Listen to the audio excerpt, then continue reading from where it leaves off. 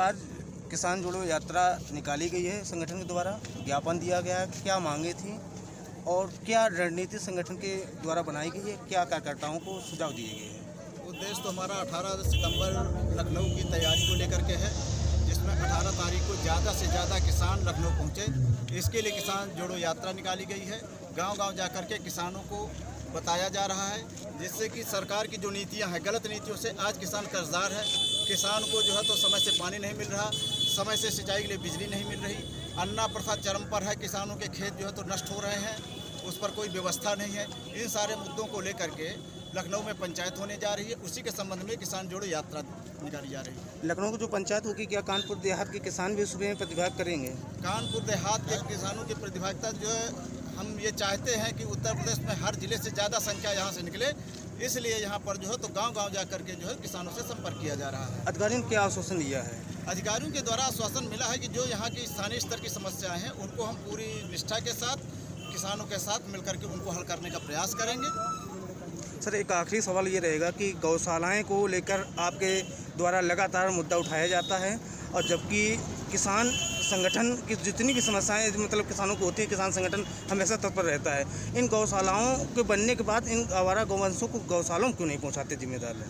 गौशालाओं में पहुँचाने के लिए सरकार के द्वारा जो प्रयास किए गए, उसमें जो बीच की कड़ी है, प्रशासनिक कड़ी, ये कहीं ना कहीं जो है तो गुमराह कर रही है सरकार को।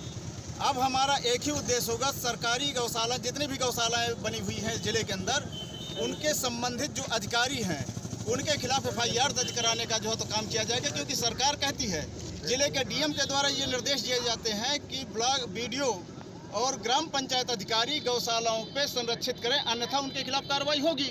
और जब संरक्षित नहीं तो उनके ऊपर कार्रवाई क्यों नहीं होती है? सीधी तौर पर जो है गौशालाओं का भौतिक सत्यापन कराने के बाद 1 हफ्ते के अंदर उनके खिलाफ या तो कार्रवाई करें, गौशालाओं में गायों को संरक्षित करें, अन्यथा 1 हफ्ते के बाद यहाँ कानपुर देहात में BDO और ग्राम पंचायतों के अधिकारियों के खिलाफ FIR दर्ज कराने का काम भारतीय किसान यूनियन करेगी। एक सवाल और मेरा है कि अभी एक यानी कि कानपुर देहात में घटना होती, मजदूर के साथ में आपके संगठन के लोग खड़े होते हैं, उस मजदूर के परिवार को न्याय मिलता है, आर्थिक रूप से सहयोग दिया जाता है। वहीं कानपुर देहात में सबसे बड़ी एक चीज़ देखने को मिलती है, जो भूमाफिया ज़मीन पर कब्जा किए होते हैं उन पर अधिकारी कार्रवाई नहीं करते हैं, लेकिन जो किसान आवाज़ उठाता है उसी पर 2-4 मुकदमे दर्ज कर दिए जाते हैं। इस पर आखिर में अधिकारी क्यों नहीं सुनते हैं? इसमें सबसे बड़ा भूमाफिया जो इस समय है, वो सब सत्ता पक्ष से जुड़ चुका है। क्योंकि सत्ता पक्ष में एक जो है तो इस समय चल रही एक मशीन लगी हुई है, वॉशिंग पाउडर BJP।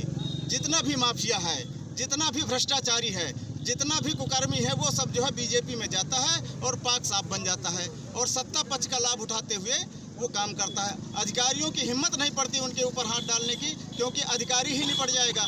इसलिए वो जो है तो सरकार की एक नीति है माफिया और गुंडों के खिलाफ, वो कमजोर वर्ग के लिए है, ना कि जो है तो सबल वर्ग के लिए, और ना ही सत्ता पक्ष के लिए। सत्ता पक्ष के लोग सरकार के पूरे संरक्षण में काम कर रहे हैं। इसमें सरकार पूरी तरह से दोषी है। जो कहती है वो करती नहीं, और जो करती है वो कहती नहीं है।